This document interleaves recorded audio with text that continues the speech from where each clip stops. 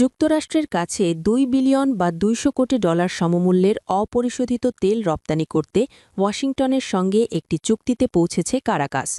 গতকাল মঙ্গলবার মার্কিন প্রেসিডেন্ট ডোনাল্ড ট্রাম্প এ তথ্য নিশ্চিত করেছেন। গুরুত্বপূর্ণ এ চুক্তির ফলে ভেনেজুয়েলার তেলের সরবরাহ এখন চীনের বদলে যুক্তরাষ্ট্রের দিকে ঘুরবে এবং ভেনেজুয়েলা বড় ধরনের তেল উৎপাদন হ্রাস এড়াতে সক্ষম হবে। এই চুক্তি এমন জোরালো ইঙ্গিত দিচ্ছে যে ভেনেজুয়েলার অন্তর্বর্তী সরকার ট্রাম্পের দাবির প্রতি সাড়া দিচ্ছে। ট্রাম্পের দাবি ছিল, হয় মার্কিন তেল কোম্পানিগুলোর জন্য দেশটিতে ব্যবসার সুযোগ উন্মুক্ত করতে হবে, না হয় সামরিক হস্তক্ষেপের ঝুঁকি নিতে হবে। ইতিমধ্যে ট্রাম্প বলেছেন, তিনি চান ভেনেজুয়েলার অন্তর্বর্তী প্রেসিডেন্ট দেলসি রদ্রিগেজ দেশটির তেল শিল্পে যুক্তরাষ্ট্র ও বেসরকারি কোম্পানিগুলোকে পূর্ণ প্রবেশাধিকার দিক।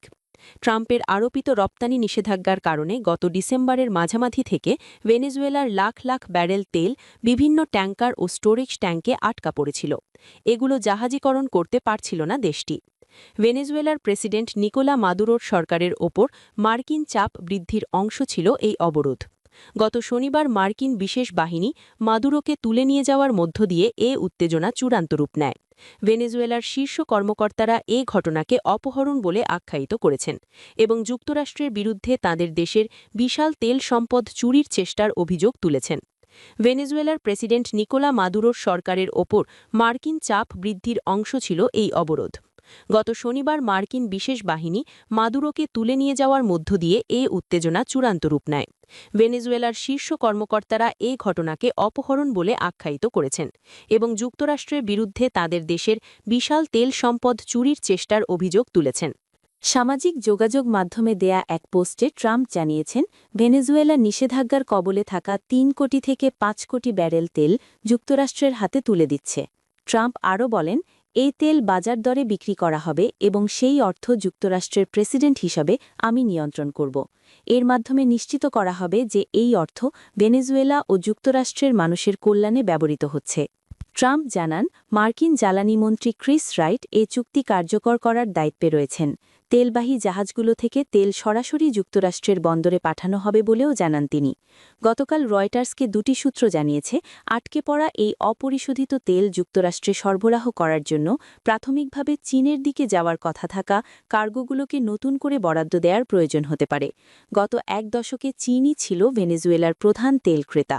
বিশেষ করে ২০২০ সালে ভেনেজুয়েলার তেল ব্যবসার সঙ্গে জড়িত কোম্পানিগুলোর ওপর যুক্তরাষ্ট্রের নিষেধাজ্ঞার পর চীনের গুরুত্ব বেড়েছিল। তেল শিল্প সংশ্লিষ্ট একটি সূত্র জানায়, ট্রাম্প চান এ প্রক্রিয়া দ্রুত ঘটুক যাতে তিনি একে একটি বড় বিজয় হিসাবে তুলে ধরতে পারেন। তবে এ বিষয়ে ভেনেজুয়েলা সরকার বা দেশটির রাষ্ট্রীয় তেল কোম্পানি পিডিভিএসএ কোনো মন্তব্য করেনি। ট্রাম্পের ওই ঘোষণার পর যুক্তরাষ্ট্রে অপরিশোধিত তেলের দাম ১.৫% বেশি কমেছে। কারাকাসের সঙ্গে এ চুক্তির ফলে যুক্তরাষ্ট্রে ভেনেজুয়েলার তেল রপ্তানির পরিমাণ আরও বাড়বে বলেও মনে করা হচ্ছে। বর্তমানে মার্কিন সরকারের অনুমতির আওতায় ভেনেজুয়েলার রাষ্ট্রীয় তেল কোম্পানি পিডিভিএসের প্রধান যৌথ অংশীদার শেভরন যুক্তরাষ্ট্রে এ তেল সরবরাহের পুরো বিষয়টি নিয়ন্ত্রণ করছে। ট্রাম্পের ওই ঘোষণার পর যুক্তরাষ্ট্রে অপরিশোধিত তেলের দাম ১.৫% বেশি কমেছে।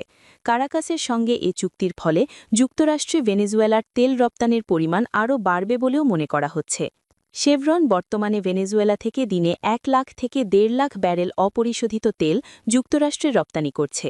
গত কয়েক সপ্তাহের অবরোধের মধ্যেও দক্ষিণ আমেরিকার দেশটি থেকে নির্বিচ্ছিন্নভাবে তেল উত্তোলন ও জাহাজীকরণ চালিয়ে যাওয়া একমাত্র কোম্পানি হল শেভরন। তবে তেল বিক্রির এ অর্থ ভেনেজুয়েলা আদেও পাবে কিনা সে বিষয়ে তাৎক্ষণিকভাবে স্পষ্ট হওয়া যায়নি। নিষেধাজ্ঞার কারণে পিডিভিএসএ বর্তমানে বিশ্ব আর্থিক ব্যবস্থা থেকে বিচ্ছিন্ন। কোম্পানিটির ব্যাংক অ্যাকাউন্টগুলো জব্দ করা হয়েছে এবং মার্কিন ডলারে যে কোনো ধরনের লেনদেন করার ক্ষেত্রেও তাদের ওপর নিষেধাজ্ঞা রয়েছে।